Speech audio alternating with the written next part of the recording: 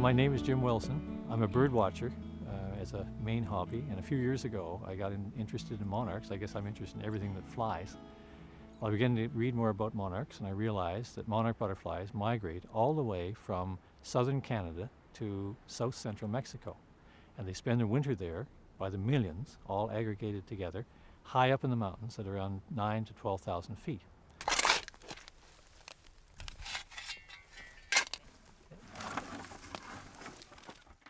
They're dependent upon milkweed, which is the plant that they are laying their eggs on, the only species or only group of plants they can lay their eggs on and reproduce their young.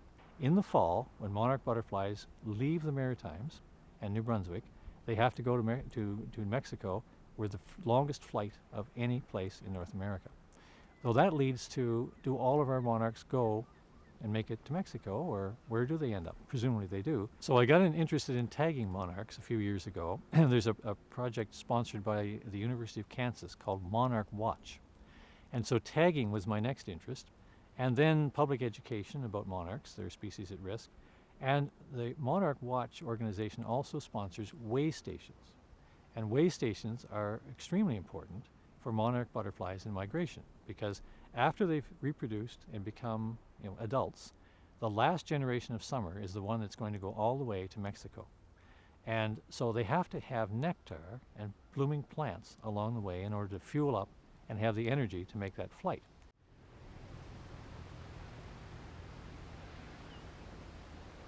And if they don't have places like a monarch waystation with blooming plants that they can get energy from, then they can't really make the trip successfully. So monarch waystations is another very important link in the monarch chain of migration. And Monarch Watch sponsors those, and the Irving Nature Park is seen fit to be the very first one in the hopefully a growing chain of them here in this part of the world and in the rest of North America.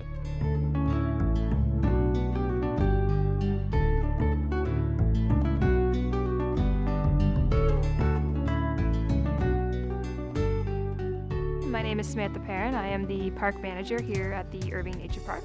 This is something we're actually really excited about. Our side of it was providing the public with something new, some great educational opportunity for them to come out, maybe see some monarchs. We have the nice informational sign, get them out into the area and explain a bit more about some insects. Because most people, if it's not big and showy, they don't really notice it. It's not that they don't care, they don't notice. And monarchs are great because they're big, they're beautiful, they have this great story. So it's a good chance to really get some educational things out there for students and adults alike. So having this waystation for us was the perfect opportunity. And then you're also getting the conservation side of it as well. So you're providing habitat for an animal that we're in risk of losing. So they need places to rest, they need places to nectar. And by planting the milkweed, we're hoping that we'll eventually get some breeding here and staying here for the entire summer as well. So there's many exciting opportunities that could come just from having this relatively small area compared to the rest of the park set aside for these wonderful creatures.